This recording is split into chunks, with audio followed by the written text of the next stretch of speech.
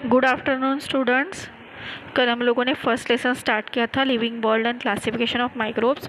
उसमें जो क्लासिफिकेशन हम लोगों ने कल देखा था जो रॉबर्ट विटकार ने बनाया हुआ था, वो मैंने आपको बोला था कि आप कॉपी में उतार के रखेंगे। मुझे लगता है कि आपने किया होगा होमवर्क। ठीक है, तो अभी उन्होंने जो क्लासिफिकेशन बनाया था और उसके हिसाब से जो 5 ग्रुप्स बनाए थे उन्होंने, उन्हें हमें एक एक करके अभी डिटेल में पढ़ना है। ठीक है, तो आप अभी पेज नंबर 2 पे देखिए, वहाँ से हम लोग अभी शुरुआत करेंगे। हर एक जो ग्रुप है उसका क्या क्या क्या बोल सकते हैं हम लोग, मेन पॉइंट्स क्या क्या है उसमें। ठीक है,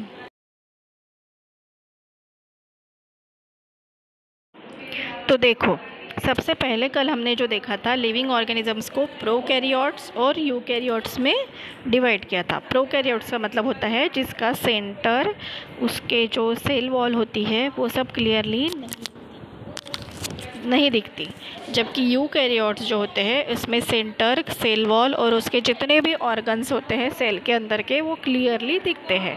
अब जो प्रोकैरियोट्स है वो सेल ही क्लियर दिख नहीं रही है, तो वो हमेशा ही यूनिसेलुलर ही रहेगी, वो डेवलप ही नहीं हुई है, तो वो मल्टीसेलुलर तो होएगी नहीं, तो वो हमेशा यूनिसेलुलर ही रहेगी। जबकि यूकैरियोट्स कैसी है, यूनिसेलुलर भी रह सकती है और मल्टीसेलुलर भी रह सकती है।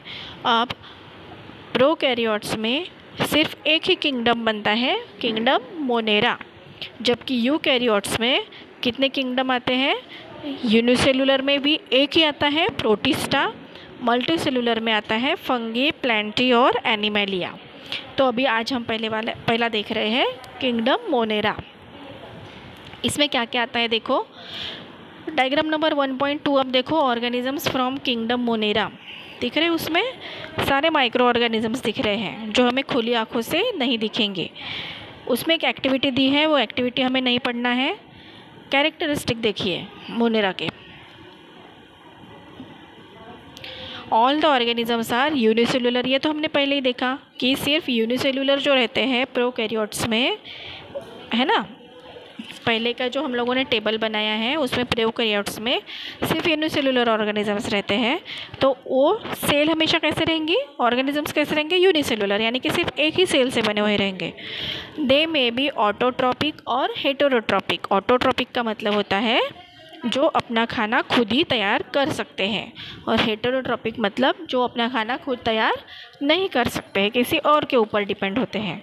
ठीक है, ये वर्ड्स अगर आपको नहीं पता है तो आप इसे अच्छे से कॉपी में लिख लीजिए। ऑटोट्रॉपिक यानी खुद का खाना खुद तैयार करने वाले, हेटेरोट्रॉपिक मतलब खुद का खाना खुद तैयार नहीं कर सकते, वो किसी और के ऊपर डिपेंड होते हैं। तीसरा कैरेक्टर है, these are prokaryotic cell without distinct nucleus और सेल ऑर्गेनल्स। ये भी हमने उस कॉलम में ही देखा था, वो जो फ्लो चार्ट हमने देखा था कि मैंने बताया था कि प्रोकैरियोटिक का मतलब होता है कि न्यूक्लियस और उसके सेल ऑर्गन, सेल वॉल, ये सब डिस्टिंक्ट नहीं है। डिस्टिंक्ट मतलब क्लियरली दिखाई नहीं देते हैं। ठीक है, इसीलिए उन्हें प्रोकैरियोटिक कहते हैं। तो ये 3 कैरेक्टर्स हो गए किसके, मोनेरा के। Okay, now next kingdom 2 protista. ये प्रोटिस्टा हमने किस में देखा था, यूकैरियोट्स में। यूकैरियोट्स में भी सिंगल सेल वाला। अब इसके कैरेक्टर्स भी उसी के जैसे रहेंगे।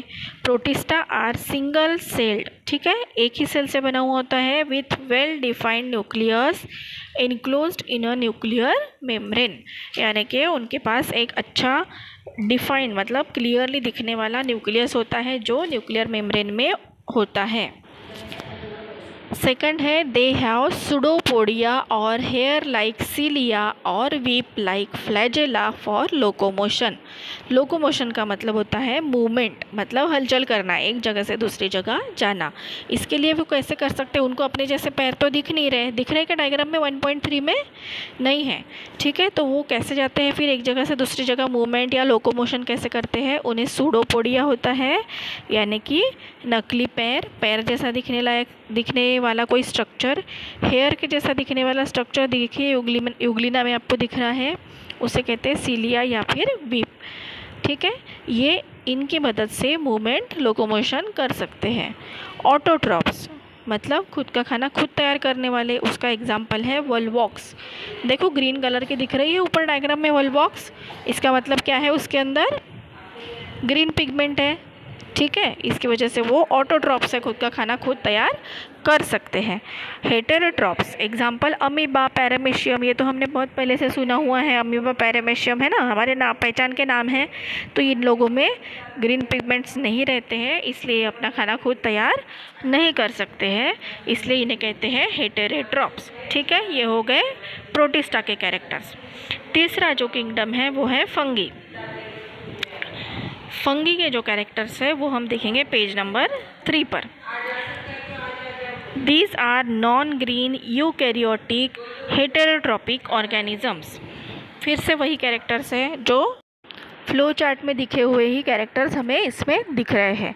कैसे हैं? नॉन ग्रीन है मतलब ग्रीन पिगमेंटेशन नहीं है उसमें, यूकैरियोटिक है मतलब सेल बहुत अच्छे से क्लियर दिखने वाली होती है, हेटेरोट्रॉपिक मतलब ग्रीन पिगमेंटेशन नहीं है तो हेटेरोट्रॉपिक ही रहेंगे, खुद का खाना खुद तैयार नहीं कर सकते हैं, किसी और के ऊपर डिपेंड होते हैं।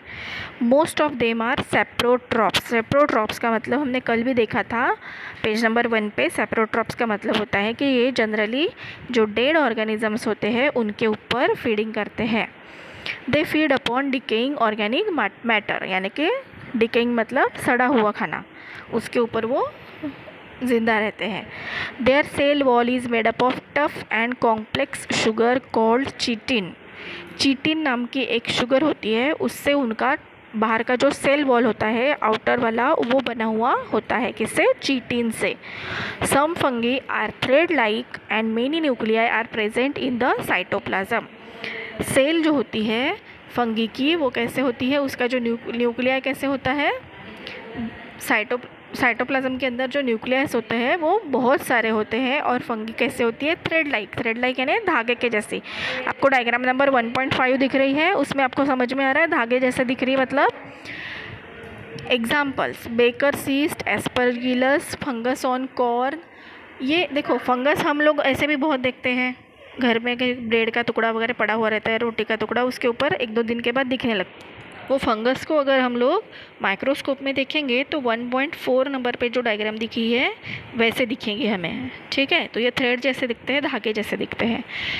Though many systems of classification are introduced after the Whittaker's, his 5 kingdom system is widely accepted.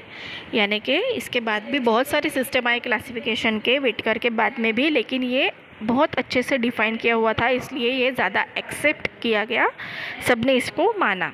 ठीक है, अब ये हो गए हमारे 3 किंगडम। इसके आगे के भी 2 किंगडम हैं वो भी हम पढ़ेंगे, लेकिन वो क्लासिफिकेशन ऑफ माइक्रोब्स में आगे आएंगे तो उसमें देखते हैं। तब तक आप क्या करोगे, आपका होमवर्क है मोनेरा, प्रोटिस्टा और फंगी, इनके जो जो कैरेक्टर्स, किसी में 3 कैरेक्टर्स है, किसी में 5 कैरेक्टर्स है, फंगी में 5 कैरेक्टर्स है। ठीक है, किंगडम, मोनेरा और प्रोटिस्टा में 3-3 कैरेक्टर्स हैं।